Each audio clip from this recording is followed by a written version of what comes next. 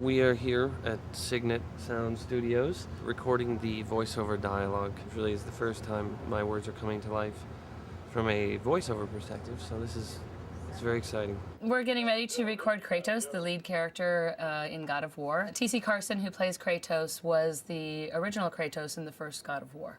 Athena, you conspire against me? Kratos is this god that he's been stripped of everything. His mother's dead, his family's dead by his own hands, and he's just seething with anger and guilt and all of that.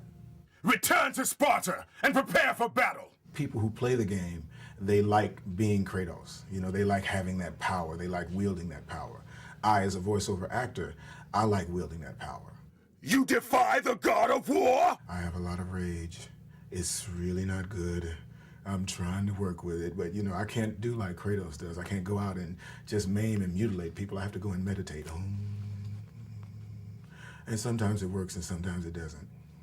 Kratos, the once mortal warrior, finds himself on a journey to the ends of the earth, pulling him into the inevitable darkness. What I'm being when I am a narrator is a storyteller.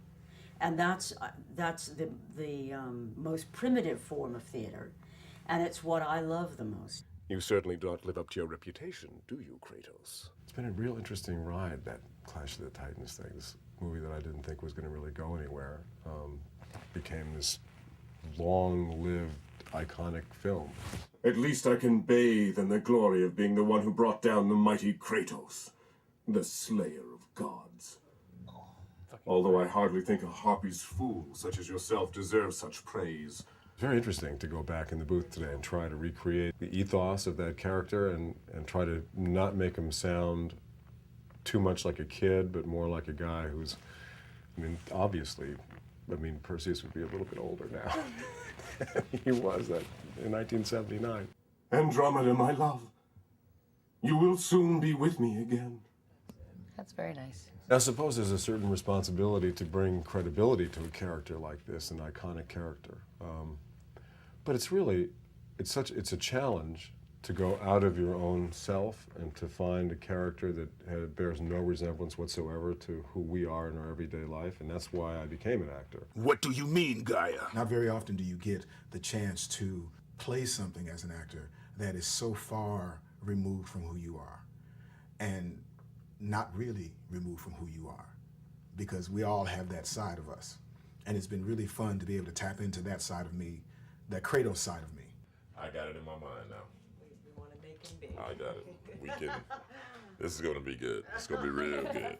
I'm very excited about Atlas. To me, it was a big coup to get Michael Clarke Duncan, because when I thought about Atlas, that's the voice that always attached it for me. He has an incredibly powerful, commanding voice.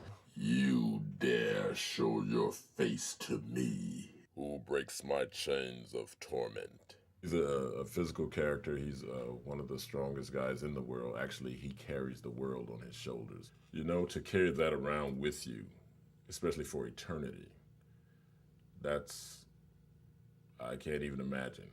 You have everybody's burdens right on your shoulder, and it must be very painful. He's so big, he has absolutely no care in the world, so there isn't any need to push it out. His voice is so powerful, even in a whisper. I'm still shouting a little. You don't have to shout at all. Don't Thank shout, you. yeah, don't shout at all. You don't have to push it at all. The relationship between me and the voice director is very unique, because she is giving you, or he is giving you, specific directions on how you should say the line. That director is there to help you get a physical and a mental picture of exactly how this character should be played. I could not do this any other way without having somebody back on the other side telling me, okay, Michael, say it like this, say it a little softer, say it a little bit more angrier. They're very essential to what I have to do. To be a god. Well, that's what I'm talking about. Return to Sparta and prepare for battle! Usually they tell you to bring it in, make it smaller. Can you tighten it up?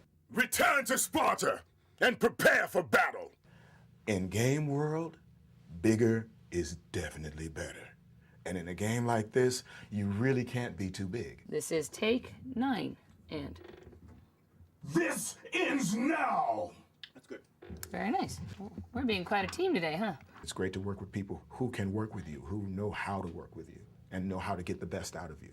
all the power that made Kratos the god of war. What's so odd about doing these games is that, in fact, I can't tell you about my character because I don't know anything about her. You want a fairly gravelly, inflected voice for Gaia.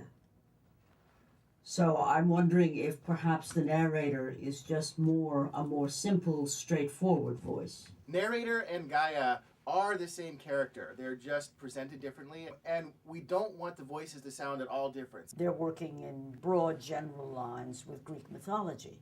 And so I address the language of my lines in an epic fashion. But beyond that, I really don't know anything. I'm just going in the dark. And they say, oh, that's great, or, oh, we'd like to try that again. So this exclamation point after away, even though he's got his head down on the door, is that still... When he says, and now you've dashed it all away, that's when he's going to turn around and it's the accusatory, like... To do a voiceover of something that I've never seen. I mean, I know Perseus, I know that character because I played him, but I have no idea what's going on in this game and what the challenge really is within the context of the game. So it's a little odd. Am I, the great Perseus, to kill this fallen god to receive an audience with you? Nice. Will that allow me to bring my love back from the grasp of Hades himself? Yeah, that's great. That's where it's at. That's the level. The people that create the video games, I'm sorry, fellas, but they're a little nerdy. You know, t-shirts, jeans, and, you know, they are really particular about their game. To watch them listen and see their game come to life is really a joy. But there was more resting on Kratos' shoulders than he could know. My nephew is a big gamer and has friends. Sorry. Has friends who game. If they're all as bright as he is, yes. Sounds like a very interesting group of people. Fight, Spartan. I missed by a long shot being a computer kid. I was one of those people who had to learn how to do it in my 40s. So you're not a gamer? I'm not a gamer, no. My experience with video games in general is that right there. But, you know, I'm from the generation where, you know, computer stuff is, you know, we getting through it. A war the Titans believed we must win. I used to play video games, the racing, and I got kind of geeked up on that, and found myself spending like 5 and 6 hours playing this racing game, and it just took too much time. And I said I should be doing something else more productive. To me, I don't get it. But then again, you know, I'm an old fart. Nothing will stop me in my quest. I will have my vengeance! I saw some of the pre-animation stuff, and they had put the voice in already, and to see the character move and to hear my voice come out of that, it was a trip. I would like to get that body right there.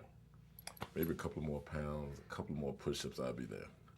It's a good thing I don't have to turn into that, isn't it?